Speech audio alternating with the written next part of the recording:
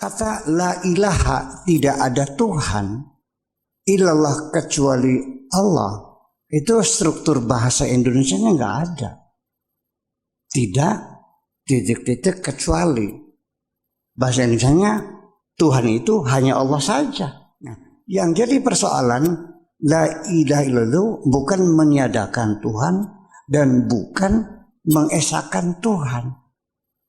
Tetapi kenapa? Karena la ilaha itu tidak ada Tuhan, tidak mengandung makna. Makanya ketika di pesantren ilmu tradisional, ketika memaknai la ilaha itu ada khobar yang muqaddar, yang diperkirakan. Jadi la ilaha al-ma'budu bil haqqi, tidak ada Tuhan yang menjadi majikan yang sesungguhnya kecuali Allah. Jadi bukan mengesahkan Tuhan sebagai Tuhan hanya satu. Jadi dengan demikian ide besarnya Nabi Muhammad itu untuk membangun persatuan. La ilaha illallah sebagai simbol bahwa kita adalah dalam kesetaraan. Tetapi kemudian dalam perjalanan peradaban umat Islam ini bergeser menjadi ucapan la ilaha illallah menjadi kunci untuk masuk surga. Memang Nabi menjamin barang siapa yang mendukung persatuan dijamin masuk surga, mendukung persatuan. Sekarang menjadi barang siapa yang akhir ucapannya sebelum meninggal mengucapkan la ilaha illallah masuk surga, menjadi tidak masuk akal. Masa masuk surga dengan ucapan? Memangnya film Barbie? Memangnya film Aladin? Jadi yang dijamin masuk surga yang mendukung Nabi dalam rangka membangun persatuan. Sampai di dalam doa-doa setiap habis tahlil marhaban sebagainya, Allahumma ja'al akhir kalamina la ilaha illallah. Ya Allah, jadikanlah ucapan kami yang terakhir adalah la ilaha illallah, berdasarkan ada hadis mangkana akhiru kalamihi la ilaha illallah dakhalal jannah. Barang siapa ucapan terakhir sebelum meninggal ketika nazar, ketika nyawa akan keluar, dia mengatakan la ilaha illallah, dijamin masuk surga. Kok jadi bergeser? Padahal di Al-Quran sendiri itu kita dikasih tahu ada informasi yang penting sekali, bahwa masuk surga itu bukan dengan ucapan. Memangnya Aladin, Bim Salabim, atau film Barbie kata-kata jreng gitu dari istana.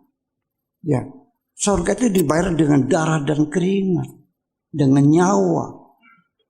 Iya, meninggalkan anak istri. Ya, terus jadi bagaimana? Ya itulah kenapa jadi bergeser. Nah, makanya kita kembali lagi bahwa ucapan la ilaha illallah itu adalah simbol daripada kalimat tauhid. Di dalam Al-Quran dikatakan bahwa masuk surga bukan dengan ucapan. Tuhan mengatakan begini, am hasibtum am tadkhulul jannata, apakah engkau menduga engkau bisa masuk surga? Walamma ya'tikum mathalul ladzina khalau min qablikum, kamu tidak bercermin kepada mereka yang telah mendahului kamu. Masatu musarra'u wad darra'u, mereka menderita, mereka sengsara, berjuang membela kebenaran. Masa dengan ucapan masuk surga? Jangan anggap remeh kalimat ini. Rasulullah SAW bersabda, "Fa inna Allah harrama 'alan nari man qala la ilaha illallah yabtaghi bidzalika wajha Allah." Sesungguhnya Allah pasti mengharamkan neraka dimasuki oleh orang yang mengucapkan la ilaha illallah. Tidak ada sesembahan yang hak kecuali Allah, karena mencari wajahnya Allah semata. Maksudnya ikhlas, yakin dengan kalimat itu. Tidak ada lagi ketergantungan kecuali kepada Allah. Tidak ada lagi tunduk, tidak ada lagi patuh, tidak ada lagi cinta, tidak ada lagi takut, kecuali hanya kepada Allah. Hadis yang lain diriwayatkan Ibnu Hibban, Hakim, dan mereka menyatakan hadisnya sahih.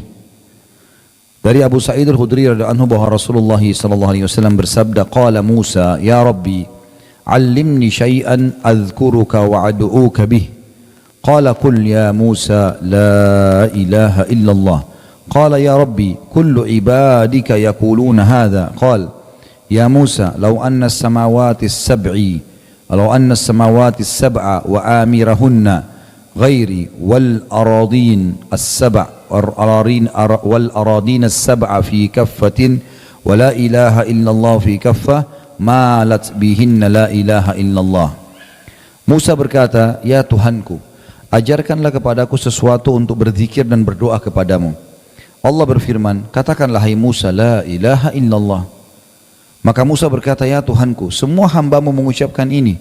Allah pun berfirman, hai Musa, andai kata ketujuh langit dan penghuninya selain aku, maksudnya selain Allah, dan ketujuh lapis bumi diletakkan pada daun timbangan, sedangkan la ilaha illallah diletakkan pada daun timbangan yang lain, niscaya la ilaha illallah lebih berat timbangannya. Jadi jangan anggap remeh kalimat ini.